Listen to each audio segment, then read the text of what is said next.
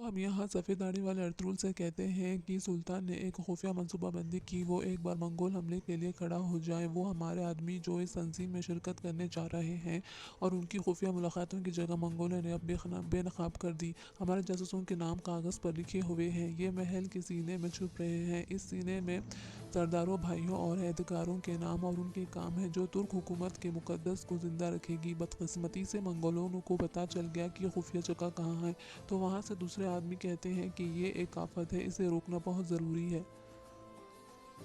सभी सरदारान अर्जुन से यही कहते हैं। दोस्तों, अब यहाँ कबीले का सीन बताया जाता है। जो खातून गुंदुस से कहती है कि मेरे बाबा को जाने दो, तो गुंदुस बोलते हैं कि आप उससे बात मत करें। मैं जानता हूँ कि सही वक्त आने पर आपको अपने झूठ की कीमत कैसे अदा करनी है। तो इल्बिज खातून के बाबा कहते हैं कि आपके वालिद ने आपको सिपाही के तौर पर नहीं उठाया, जो अपनी हुकूमत का वफादार है। जो जब अपने हुकूमत के सरदार पर तलवार खींची तो आप अपना रास्ता खो बैठे। तो गुंदुस कहते हैं कि आप हुकूमत के वफादार के बारे में क्या जानते हैं, आप सिर्फ मंगोलों के जूते चाटते हैं। जब तक अर्तुगरुल सरदार नहीं आते मैं तुमसे इस कबीले और न ही दूसरे से महसूल वसूल करने दूंगा। हायमा खातून गुंदुस को रोकती हैं। तो गुंदुस कहते हैं कि आपको समझ नहीं आई कि वो हमारे खैमे में क्यों आए। सभी गुंदुस को बातें करते हैं और अपनी तलवार हटाने को कहते हैं। आर्तुग साहब सिपाहियों को तलवार अंदर रखने को कहते हैं। गुंदुस इल्बिज खातून के बाबा को छोड़ देते हैं, तो वो कहते हैं कि इस लड़के को मुझ पर तलवार उठाने की कीमत चुकानी होगी। यहाँ अर्तुगरुल सरदार से वो बुजुर्ग कहते हैं कि हमारे जासूस ने हमें इत्तला दी है कि मंगोल कमांडर जिसका नाम काराबोरू है वो महल में आएगा वो पेपर लेने। तो अर्तुगरुल बोलते हैं कि मैं महल जाकर अमीर बहादुर से वसूल की मसाइल के बारे में बात करूंगा और बोलते हैं कि मैं मंगोलों से पहले वो पेपर ले लूँगा। तो वो बुज़ुर्ग कहते हैं कि अब आपके बहादुरों के पास ये फ़राइज़ होनी चाहिए, ना कि आपके पास। आप हमारे सरदारों के कीमती सरदार हैं, हम आपको ख़तरे में डालना नहीं चाहते। तो अर्तुगरुल सरदार कहते हैं कि सल्जुक सल्तनत पर हमला किया और यहाँ तक कि शिकस्त दी। हालात कोई भी हो, तुर्क सल्तनत आबाद है और इसी तरह रहेगा। इस वक्त वो पेपर इम्पोर्टेंट है, मेरी जान नहीं, रियासत के लिए ये ज़रूरी है। यहाँ आर्तुग साहब इल्जा खातून के बाबा को कबीले में रहने को कहते हैं और आराम करने को कहते हैं।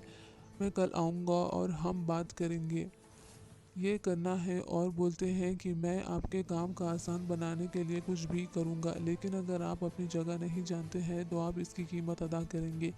और सिपाहियों को उन्हें उनके खैमे तक ले जाने को कहते हैं। तो उस्मान कहते हैं कि तो आप झूठी हैं, शर्म आनी चाहिए आपको। फिर वहाँ से इल्बिज खातून चली जाती हैं।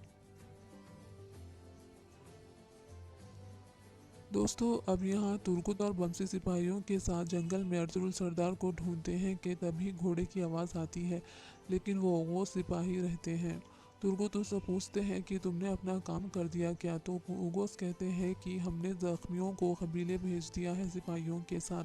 तो तुर्कुत सबको बोलते हैं कि तलाश जारी रखो। तो बमसी को कुछ निशानात दिखते हैं, तो वो तुर्कुत को बोलते हैं कि वो यहाँ से गए हैं। तो तुर्गुत कहते हैं कि ये जगह तो कोर वादियों की तरफ जाती है। तो बमसी बोलते हैं कि भाई क्या होगा अगर हमारे सरदार को कुछ कर दिया हो तो। तुर्गुत कहते हैं कि घबराओ मत, हम जल्दी चलकर देखते हैं। अब यहाँ ड्यूक्लोस को बताया जाता है, उसकी बेटी उससे कहती है कि पानी ख़त्म हो गया है, तो वो उसे बाहर जाकर लाने को कहता है। फिर यहाँ एक आदमी आता है, वो उसे कहता है कि मैं एक ताजिर हूँ, मुझे अफंडी ने तुम्हें और तुम्हारी बेटियों को ये देने को कहा है। तो ट्यूक्लस बोलता है कि पादरी मेरी देखभाल क्यों कर रहा है। तो वो आदमी कहता है कि अर्तुगरुल सरदार के हुक्म के मुताबिक मुसलमान और गैर मुसलमान भरोसा अपने आप को दे रहे हैं। और बोलता है कि अफंडी ने मुझसे कहा है कि अगर तुम्हें या तुम्हारी बेटियों को किसी चीज़ की ज़रूरत है तो उसे कह सकते हैं। तो टिग्लस कहता है कि क्या तुम नहीं देखते कि मैं अर्तुगरुल सरदार के तहफ़्फ़ुज़ में हूँ।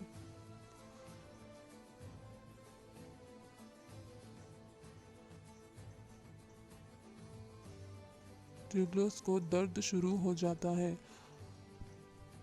تو وہ آدمی اسے دوا پلاتا ہے۔ پھر اس کے بعد وہ آدمی اس دوا کی بوتل میں کچھ ملاتا ہے۔ پھر ٹریگلوس وہ آدمی کو افندی کو شکریہ کہنے کو بولتا ہے اور پھر وہاں سے چلا جاتا ہے۔ یہاں اوتاک میں گندوس اور آرتوک صاحب کہتے ہیں کہ میں نے شاید غصہ دکھایا، مگر آپ نے ایسا کیوں کہا ان سے؟ آپ نے ان سے یہ کیوں کہا کہ آپ ان سے بات کرنے آئیں گے؟ تو حائمہ خاتون بولتی ہیں کہ گندوس تم نے اپنی حد پار کی ہے۔ تو وہ کہتے ہیں کہ میں جانتا ہوں دادی۔ تو آرتوک صاحب کہتے ہیں کہ کون صحیح ہے یہ اہم نہیں ہے، کون جیتا ہے یہ اہم ہے۔ تبھی وہاں پر عثمان آتے ہیں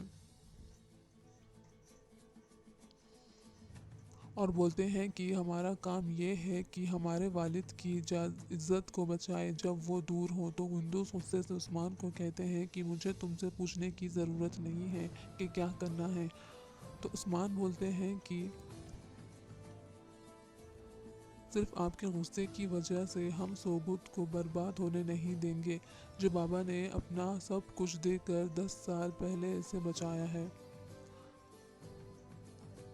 آرتوک صاحب کہتے ہیں کہ عثمان صحیح ہے، ہم اس زمین پر رہنے والوں کو ذمہ دار ہیں، یہ اگر حکم ختم ہو جائے تو وہ سب ملبے کے نیچے ہوں گے، ہم اس کا گناہ نہیں اٹھا سکتے۔ تو حائمہ خاتون بولتی ہیں کہ کل آرتوک صاحب ان کے پاس جائیں گے اور وجے خاتون اور ان کے والد کو بتائیں گے کہ کیسے چیزیں کرنا ہے۔ تو گندوس بولتے ہیں کہ اگر انہوں نے آرتوک صاحب کی بات نہیں مانی تو یا اگر وہ وہی کریں جو وہ کرنا چاہتے ہیں۔ تو عثمان بولتے ہیں کہ ابھی ہمیں یہ کرنا ہے کہ ان کی بات کرنا ہے، اگر وہ ہی سمجھے تو تلوار اٹھانے والا کوئی اور کچھ نہیں کر سکتا۔ تو گندوس بولتے ہیں کہ تم نے نہیں دیکھا کہ وہ آدمی کیسا ہے، تم اسے کیسے توقف رکھ سکتے ہو کہ وہ اپنی جگہ جانتا ہے۔ تو عثمان بولتے ہیں کہ کیا آپ چاہتے ہیں کہ ہم ان کے ساتھ ناانصافی کریں؟ وہ یہی چاہتے ہیں کہ ہم ان کے ساتھ یہ سب کریں، ہم نے بس وہی کرنا ہے جو ضروری ہے۔ تو گندوس غصے سے بولتے ہیں کہ آپ سب خواب دیکھتے رہے، وہ جھوٹی عورت اور اس کا باپ یہاں وصول کرنے آئے ہیں، وہ ہمارے خیمے اٹھانے آئے ہیں، وہ ہماری تلوار سے ہی سمجھیں گے، آپ سب کی سفارتکاری سے نہیں۔ پھر گندوس وہاں سے غصے سے چلے جاتے ہیں۔